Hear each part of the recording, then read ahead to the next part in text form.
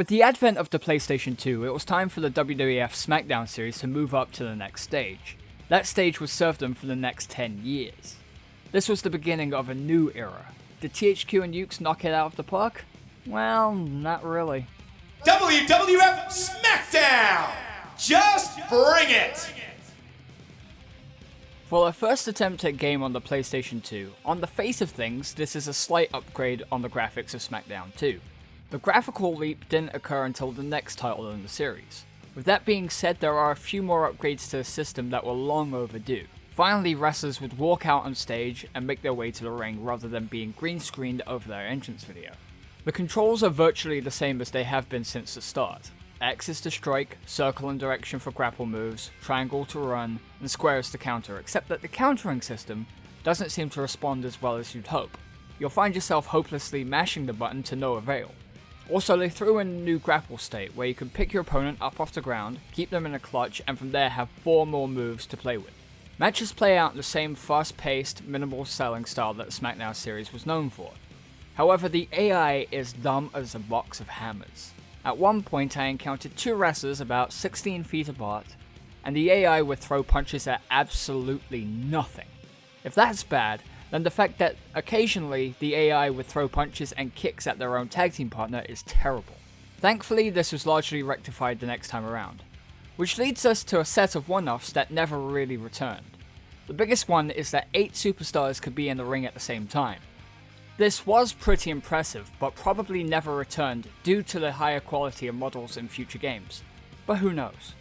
Joining that is the ability to fight in the crowd, and no, I don't mean it like in a special area in the few SmackDown games about 6 years later. I mean you could toss your opponent over the guardrail into the fans and fight.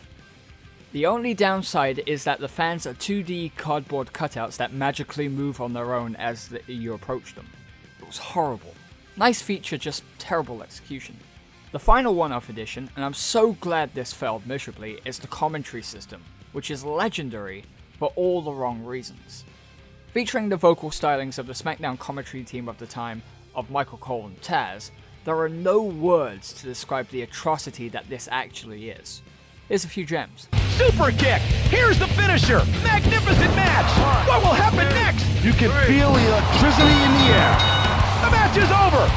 Chris Benoit lost the match. Welcome to Raw is War! I'll be announcing tonight's event. We can't miss Raw tonight! That's dumb. Michael Cole and Taz at ringside! How can you miss that? They're colliding in the ring! Just look! Kurt Angle and Chris Benoit will be having a match. The competition will be in the singles match. It's just awful. The only redeeming feature is that it's often hilariously bad. Well, and the fact this was the first time that THQ and Ukes put this feature into a WWF game. This commentary is awful!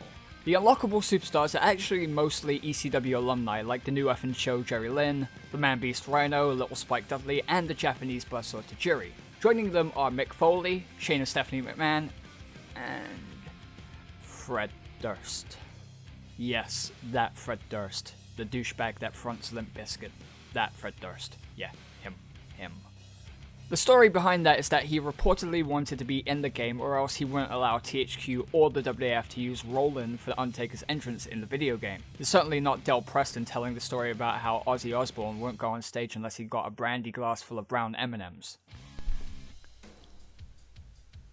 Opening up Create a Wrestler mode, you'll be struck by the fact that the Create a Wrestler is a blow-up sex doll, or to be a little less crude, a slack-jawed yokel. Mouth agape like he's constantly in a state of shock and awe. It's distracting, but, most of the assets within are brought over from SmackDown 2. Not that it's easy to find a lot of these items due to the utterly unintuitive nature of the menus. You don't have a great deal of control like you do these days in Create a Wrestler. You start off ugly and then it gets worse from there somehow. It's decent for the time, but has a few nice little extras like adding front and backs to the hair with custom colors so you could be like Jeff Hardy. Something that again was seen once and then never again. Joining Create Wrestler is Create a Taunt. What better way to add extra flair to your ugly custom wrestler than by creating something wacky like a spinneroonie that ends with you throwing up the Wolfpack hand signal, or backflips that have you reenact YMCA mid-flip.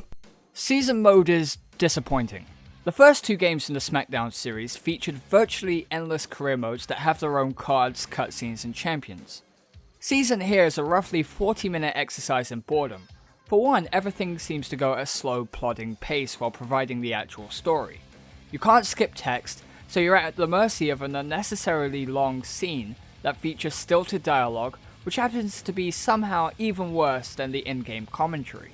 After the cutscenes, you're given a limited first-person trip around the arena, meeting people like Michael Cole, William Regal, and Earl Hebner. Really, it's an awkward choose-your-own-adventure game. Typically, you have 4 matches and then your story's over. You win a championship, and it's all over in super quick time. You can dive right back in, select the same character, and defend your newly won championship.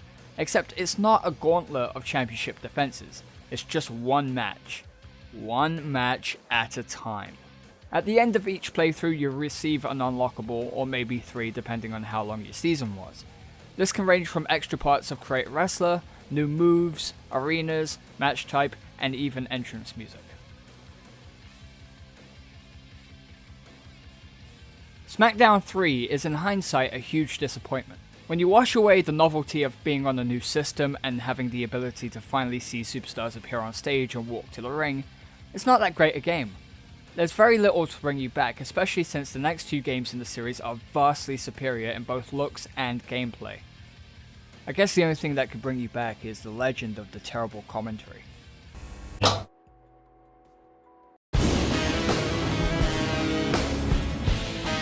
Fuck you, Fred Durst.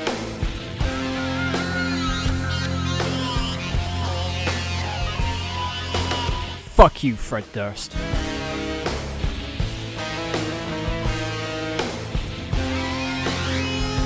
Fuck you, Fred Durst.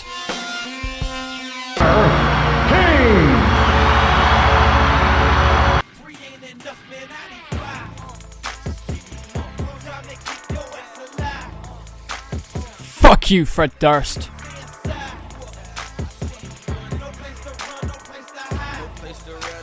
Fuck you, Fred Durst.